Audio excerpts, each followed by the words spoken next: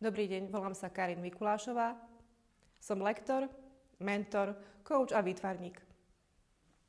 Každý z nás, kto pracuje vo vzdelávaní, chce, aby jeho vzdelávanie bolo úspešné a tu začína tá zodpovednosť za celý proces vzdelávania. Takže ak by sme hovorili o zodpovednosti za vzdelávanie, začína prvým podpisom zmluvy alebo rozhodnutím prijať vzdelávaciu zákazku, odovzdať svoje vedomosti účastníkom vzdelávania, pripraviť celý koncept, obsah, rozsah, čo sa bude robiť, teória, prax.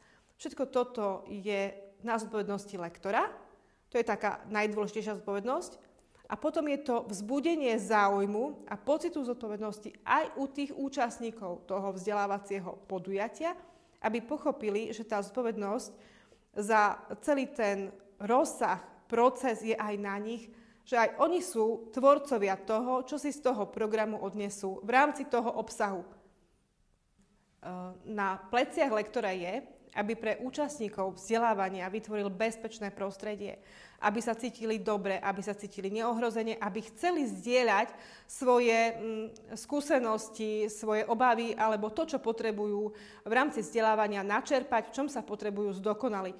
Takže lektor musí vytvoriť bezpečné prostredie a to úplne aj jednoduchými krokmi, napríklad tým, že nastaví pravidlá vzdelávacieho procesu. Nastaví pravidlo, ako sa budeme oslovovať, koľko budú trvať prednášky, cvičenia, ako budeme fungovať v rámci schôdzok, prestávok.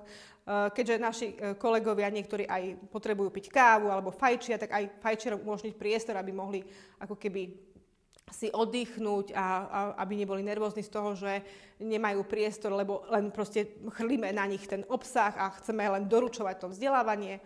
Takže zodpovednosť je obojstranná, zodpovednosť je niečo, čo je súčasťou plánovania vzdelávania a zodpovednosť je napríklad aj o tom, že sa dohodnete s tými účastníkmi vzdelávania, či si budete tykať, alebo si budete vykať a že budete dodržiavať ten time management, ktorý si dohodnete, že budete transparentní a že keď niečo nebudete vedieť, aj to je zodpovednosť. Priznáte, že sa musíte opýtať, alebo že tú tému dovysvetľujete. Hlavne, keď napríklad školíme také veci, že smernice, obsahy, právne normy, nejaké štatistiky, naozaj nemôžete mať toľko vedomostí v tej hlave, takže je fajn aj priznať, že toto si doštudujem, toto vám ešte prinesiem, toto vám zistím, toto vám zabezpečím. Naozaj to účastníci kvitujú. Cieľová skupina vzdelávania je veľmi dôležitá pri rozhodovaní sa, akou formou budeme viesť. Takže keď sa pýtate, či je dôležitá forma, obsah a cieľová skupina, tak ja to vnímam, že áno, a že to je navzájom pekne, krásne poprepájané. Pretože cieľová skupina nám vlastne ovplyvní to, ako my tento program nastavíme. Je iné školiť skupinu, ktorá je homogénna, ktorá je z jednej triedy, školy, projektu, z jednej firmy, alebo robíte otvorené školenie, kde sa účastníci prihlásia len na tú tému a majú rôzne skúsenosti a vy to musíte ako lektor zvládnuť, aby ste vedeli doručiť ten obsah. Či obchodiakovi, či učiteľke, či mamičke na materskej dovolenke. Ktorí všetci títo účastníci, predstavte si, prišli na jedno vzdelávanie, na komunikáciu. A každý z nich má určite iné potreby na obsah toho vzdelávania. Takže to si musíte zistiť, premyslieť a nastaviť svoje kroky tak, aby ste zasiahli toto široké publikum. Lektor komunikuje. Jazyk je základným nástrojom lektora. A preto je otázkou, ako komunikovať tak, aby sme zasiahli čo najširšiu skupinu našich účastníkov.